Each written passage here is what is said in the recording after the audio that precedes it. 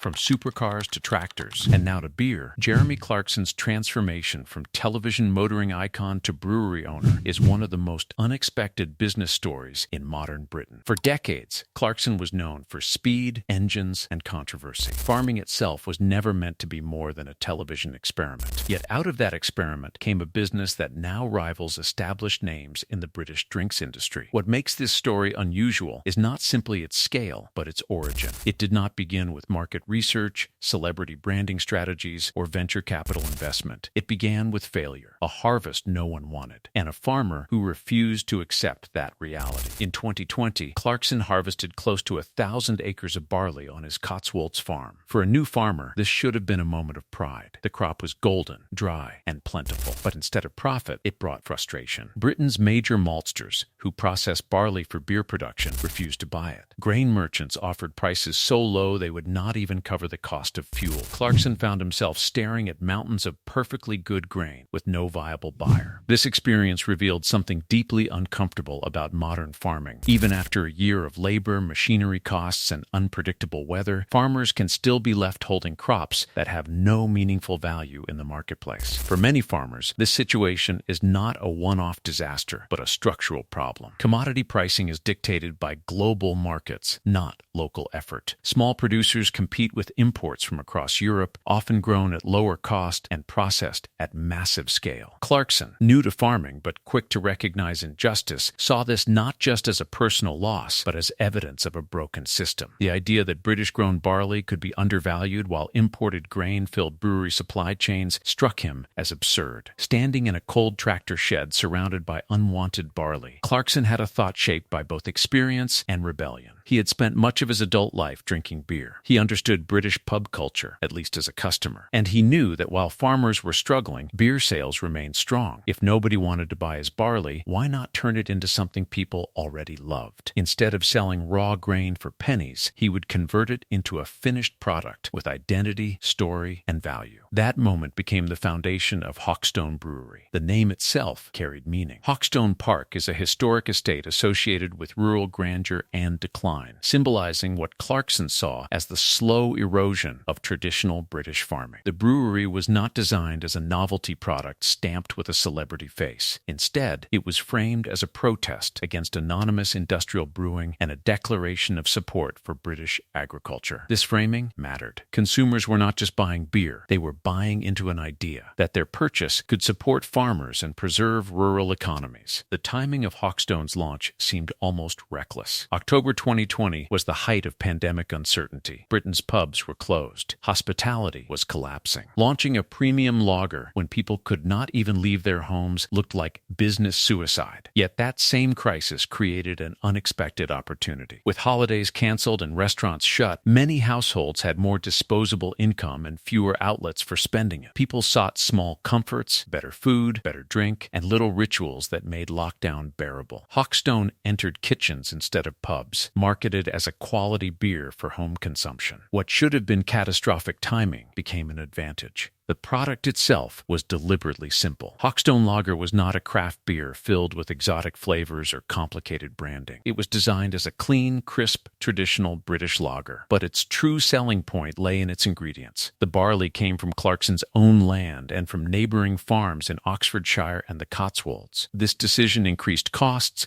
but gave the beer a traceable origin. Instead of anonymous bulk imports, Hawkstone could claim genuine, local provenance. In an industry where many beers taste interchangeable, that sense of place gave it character. Transparency also became part of the brand. Clarkson publicly discussed how much barley cost, how difficult farming could be, and how slim profit margins were. He showed mistakes as well as successes. This honesty built trust with consumers, many of whom were already familiar with his farming struggles from television. Rather than presenting Hawkstone as a flawless success, it was portrayed as an ongoing experiment, one rooted in real agricultural risk. Within 2 years, years, Hawkstone had achieved something most small breweries never manage: entry into major UK supermarkets. Tesco, Sainsbury's, Waitrose, and Morrison's began stocking the beer. It was not just listed as a novelty product, but sold in volume, often outperforming older craft brands. For a brewery born in a shed during a lockdown, this was a remarkable transformation. It demonstrated that a brand linked to farming could compete on shelves dominated by multinational corporations. Expansion followed, but cautiously. Instead of flooding the market with gimmicks, Hawkstone introduced a small range of additional drinks: a Pilsner, an IPA, and a cider. The cider was particularly significant. Much of the mass-market cider industry relies on concentrates and minimal apple content. Hawkstone's cider used real British cider apples grown in traditional orchards in the Vale of Evesham and the Cotswolds. This approach mirrored the brewery's barley strategy: prioritize British ingredients, even if they cost more. The impact of Hawkstone was not limited to sales figures. The brewery created jobs in rural areas where employment had steadily declined. As farms became more mechanized and factories closed, villages lost stable work. Hawkstone hired local workers, paid above industry average, and invested in training. This old-fashioned approach, treat workers well and they will care about the product, resulted in low staff turnover and a workforce that believed in what they were building. In this sense, the brewery became more than a business. It became part of the rural social fabric. By 2023, Hawkstone faced a new obstacle: pubs. Britain's pub trade is heavily controlled by large breweries through ownership and exclusivity contracts. Many pubs can only sell the beer supplied by their parent company. For a small brewery, breaking into this market is notoriously difficult. Instead of trying to negotiate with corporate gatekeepers, Hawkstone went directly to independent landlords. It offered fairer margins, direct delivery, and human support rather than corporate bureaucracy. The strategy relied on something most small breweries lack: national visibility. Clarkson's farm had already become a tourist destination. Visitors wanted to try the beer associated with the place they had seen on screen. Pubs began advertising Hawkstone on chalkboards, knowing customers would come in specifically to order it. Within a year, more than 500 independent pubs across Britain were serving Hawkstone. This was not just a distribution success, it was a symbolic one. It showed that a new brand could bypass entrenched systems if it offered something customers actively sought. Not everyone celebrated this rise. Clarkson has a long history of controversy, from political remarks to public feuds and media clashes. Critics accused him of hypocrisy, arguing that a wealthy celebrity could not truly represent struggling farmers. Supporters countered that regardless of personality, Hawkstone had created a guaranteed buyer for British barley and real jobs for rural workers. The brewery became part of a broader debate about authenticity, celebrity influence, and the future of farming. Today, Hawkstone Brewery is valued at around $75 million and continues to grow. Its beers are sold nationwide and exported to Europe, Australia, Canada, and parts of Asia. What began as a way to avoid selling barley at a loss has become a global product marketed as distinctly British. At the Diddley Squat Farm Shop, Hawkstone is embedded into a wider lifestyle brand: glasses, hats, shirts, and tours that explain where food and drink come from. Educational visits aim to show younger generations the realities of farming and brewing, reinforcing the connection between land and product. The broader significance of Hawkstone lies in what it represents. It is proof that farming can be more than commodity production. By moving up the value chain, turning barley into beer rather than selling it raw, farmers can regain some control over pricing and identity. It also demonstrates that tradition and modern business do not have to be enemies. Hawkstone uses contemporary distribution and branding, but anchors itself in old ideas, local sourcing, fair pay, and pride in production. From a rejected harvest to a multi-million-pound brewery empire, the Hawkstone story is about risk, timing, and stubborn belief in local production. It challenges the idea that only large corporations can succeed in the drinks industry. It suggests that story, place, and transparency still matter to consumers. Whether viewed as an act of rebellion, a savvy business move, or a mixture of both, Clarkson's Brewery has reshaped how many people think about British beer. In the end, Hawkstone is not just about alcohol. It is about what happens when a farmer refuses to accept that his crop has no value. It is about turning frustration into enterprise and loss into opportunity. Love him or hate him, Jeremy Clarkson has shown that even in an industry dominated by giants, a man with too much barley and a point to prove can still build an empire.